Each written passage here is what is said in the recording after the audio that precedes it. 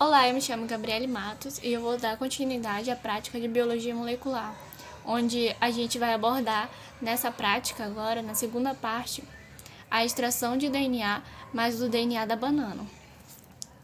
Muitos estudiosos falam que o nosso DNA tem 50% de compatibilidade genética com o DNA da banana.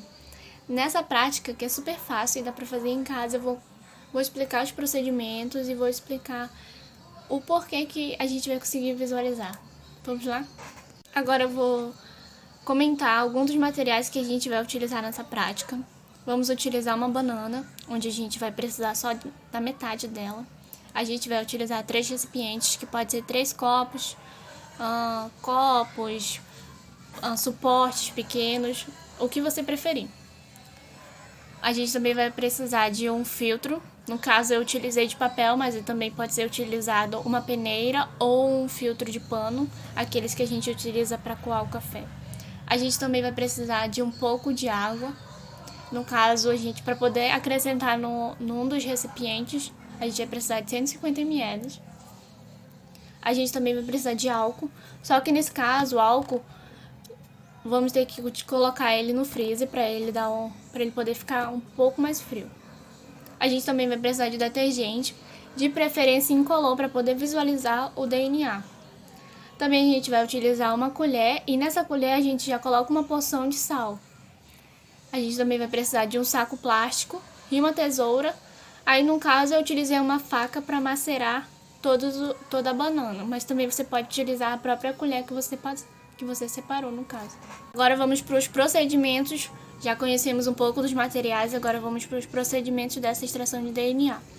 Primeiro vamos utilizar um dos recipientes que a gente separou.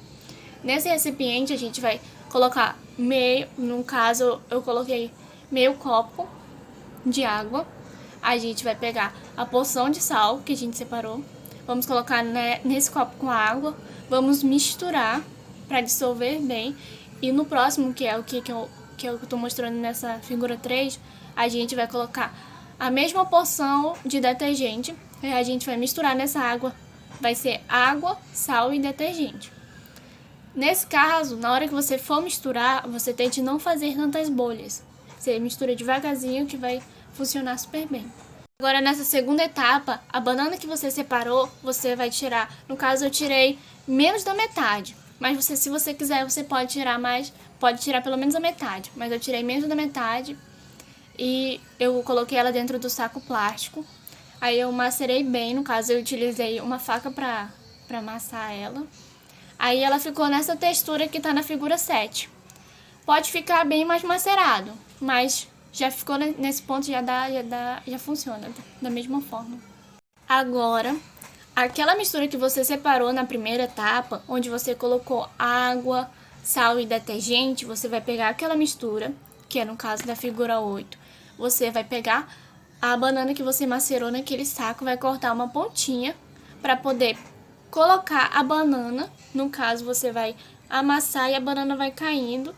Aí você vai colocar dentro do recipiente com água, sal e detergente que você fez na primeira etapa. E você vai pegar todos aqueles materiais da terceira etapa. Você vai misturar um pouquinho até observar que a banana ficou mais dissolvida naquele ambiente. Aí você vai pegar um outro recipiente, no caso eu utilizei um copo de vidro. E eu coloquei o filtro e depois fui despejando aos poucos aquela solução com banana, água, sal e detergente. Aí eu fui despejando, aí depois eu peguei o filtro, dei uma amassadinha e fui liberando aquele líquido. Agora nessa quinta etapa vamos pegar aquela solução, o que sobrou de todo o processo do filtro, da filtragem. Vamos pegar essa solução, que no caso é a figura 14. E vamos pegar também aquele álcool que você colocou na geladeira. Vamos misturar os dois para poder visualizar. Mas nessa hora que você for colocar o copo nesse outro recipiente, você tem que colocar com muito cuidado e tem que colocar pelas bordas. Que é o caso que eu estou mostrando nesse vídeo. Onde eu peguei o copo e utilizei uma colher, né? Aí eu fui jogando aos poucos na borda do copo. Mas você também pode fazer da seguinte forma. Você pode pegar o copo, colocar ele inclinado e jogando aos poucos o álcool gelado, que ele vai sem misturar, só vai jogando. Aí ele vai se ajeitando e você vai continuar o processo. Nessa etapa, onde já temos o resultado da extração do DNA, você vai ter para poder visualizar melhor. Mas logo de início você consegue já observar essa diferença entre as camadas. Você pode deixar por 5 minutos, que aí você vai observar bem melhor. Como podemos visualizar nessas 4 imagens que eu separei. Aqui a gente já consegue observar o DNA da banana no caso. Mas eu tenho algumas perguntinhas para poder instigar vocês a entenderem o que aconteceu. Né? Primeiro, por que a banana precisa ser macerada? Por que vocês acham? Na verdade, a gente precisa macerar a banana ou qualquer material que a gente queira extrair o DNA, porque a gente precisa extrair o DNA dentro de uma célula. E a banana ela é rica em células. A banana, a maçã, o morango, qualquer coisa que você queira extrair. Aí você vai macerar para poder quebrar essas camadas lipídicas. E na hora de macerar, você vai quebrar as camadas das células e com isso vai facilitar na dispersão desse DNA, no caso. Eu também tenho outra pergunta. Por que utilizamos o detergente? Dentre a primeira parte dessa prática, eu mostrei alguns dos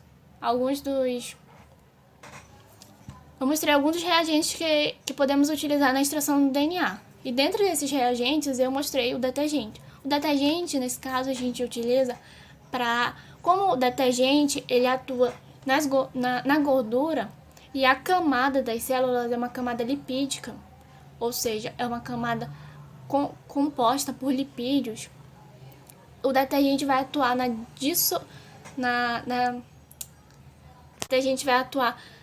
para dissolver essa camada das células, no caso, essa bicamada lipídica, e na camada do núcleo, que é a carioteca, né, a camada nuclear. E o detergente vai atuar nesse processo de dissolver essa camada. E para relembrar, quando você começa a observar nessa primeira figura, você observa que tem mais de uma camada. Você observa que tem a primeira camada, que é a camada alcoólica, que é a camada do álcool. E as outras é a camada de sedimentos, que é a camada com água, sal, detergente. Sendo que essa segunda camada que eu falei é uma camada mais densa. E a primeira camada, a camada do álcool, ela não é tão densa quanto a água. Então ela tende a ficar sobre essa camada. Pensando nisso, vamos imaginar que, por ela ser menos densa, ela fica em cima. E essas estruturas que estão dispersas aqui, parecem uma nuvenzinha, é no caso o DNA. Então, se fosse possível, poderíamos pegar partes dessas nuvens e visualizaríamos no microscópio e conseguiríamos ver bem mais ampliado o DNA. Então era isso, espero que tenham gostado. Até a próxima.